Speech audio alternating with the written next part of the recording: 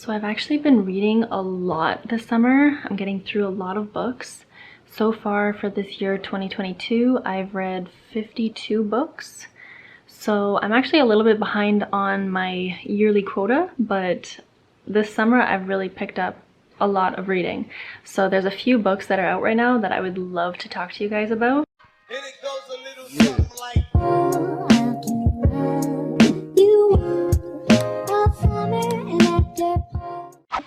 Actually, I already returned it to the library, but there's a book called It Ends With Us. And I mean, I feel like everybody's read this book. It's all over the place. It's in movies and like everything. And I thought that was actually a really good story by Colleen, I forget her last name, but literally after I read that book, I was like, okay, I'm gonna read all of her other books because that book was really, really well written. What I really liked about that book was it's like breaking the chain in generations.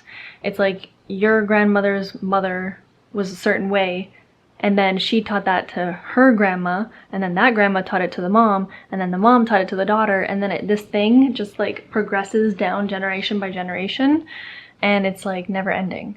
So this book really made it so that it was like, okay, you know what, let's just stop the chain here, let's move forward, let's grow. And I don't think, and a lot of people would have that kind of same thought about it. It's kind of like a romance novel, right? Between this girl and this guy, and she's dating him, and she likes this other guy, and things that are going on like that. But I like the theme, kind of like the moral of the story of that book, It Ends With Us. The other book that I read is called The Overnight Guest. This book was actually kind of surprising. It's a little bit more low-key. I think I saw it at Costco the other day, but this one is basically more so about like a thriller mystery whodunit. So it's about this woman who's in this secluded house in the middle of nowhere. You know, she has like a farm, a lot of land, and it's really quiet. And then she finds this little boy that there's like blood all over the snow, and she's like, oh my god, who is this? She takes him in, and then she realizes that the mom is also there, and then the mom disappears, and she's like, okay, where are these people? And the thing about this book is that it bounces back from future to past and to different character profiles every character, which I thought was really interesting, and it really kind of keeps you on your feet because you get to see other people's different points of view in the story. But basically there is this whole murder thing that happened like 50 years ago. Like the parents were murdered and the girl was missing, and like this whole mysterious thing. That's what happened in the past. And in the future, there's like these things that are happening, and you're wondering the whole book how it pieces together. And it actually pieces together really nicely. Like, I was actually impressed. So yeah, The Overnight Guest by Heather Goodenhoff. And I actually kind of want to read more books from her as well. So I give this book a 4 out of 5 stars. And then I read The Push by Ashley Audrain. And I give this book a 5 out of 5 stars, which is not very common, so that says a lot that I put it 5 out of 5 stars. Okay, so The Push. This book is very well written. It kept me at the edge of my toes the entire book, even though I wouldn't call it like a thriller. It might be kind of like a mystery, but like it was just so like what was gonna happen next. Like I don't know, like the first time I started reading it I was like, oh, I'm just gonna read a chapter and then head to bed and fall asleep. But literally I read like a quarter of the book that night. I couldn't stop reading it. Like I don't know, I was hooked. And I think it's because like with motherhood around the corner and like parenting and like taking care of a baby and like the whole theme, it really struck a chord with me, obviously, because I'm 6 months pregnant. So I was really interested in what was going to happen. Basically, this story is about a woman who gets pregnant with her husband, and she's all excited and everything, and then when the baby comes, she's like very disappointed. It's almost like she went through postpartum depression, but it wasn't. Like she didn't exactly go through postpartum depression. It was more so she was like just disappointed that this is really like what being a mother is, and she was disappointed by it. And it was a very addictive book because it was such a different perspective on motherhood that I've never related to, at least before. And the whole mystery and like thing about this book is when she has this daughter, is it the daughter that's messing up her mind, and is it the daughter's fault that she feels like she hates motherhood, or is it really her? Is she just not meant to be a mother? Is this just not her calling? And what's interesting about this book is that it goes to 3 generations perspectives. So it's the mother of this child, who is like current day, and then she goes back to her mother and what her life was like, and then it goes even back to the grandmother and what the grandmother's life was like.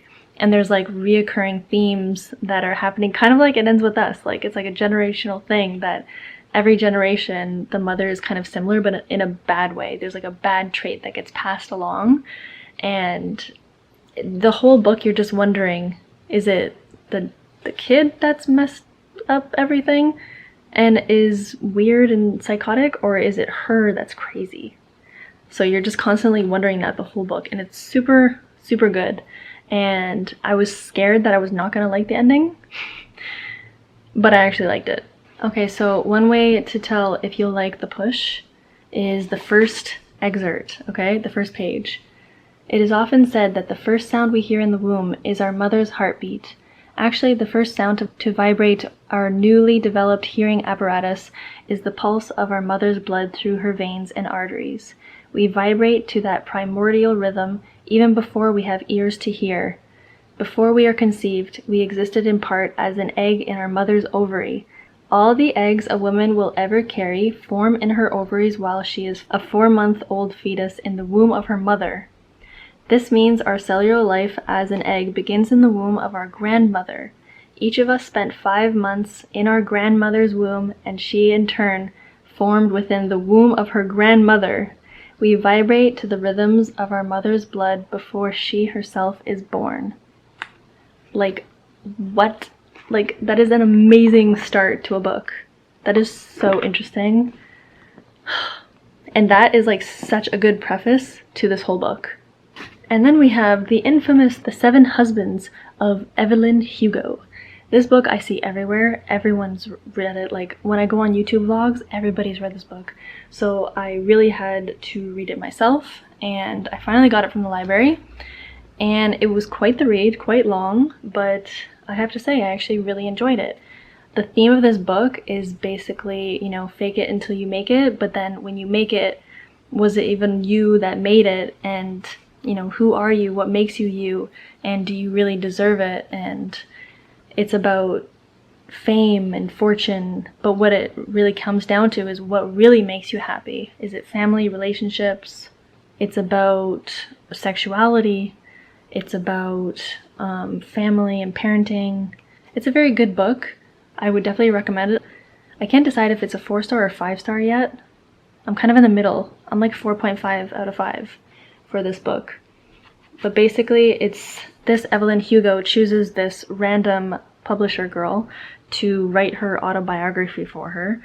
And she's wondering the whole book, like, why would she choose me? It doesn't make sense. I'm just someone random.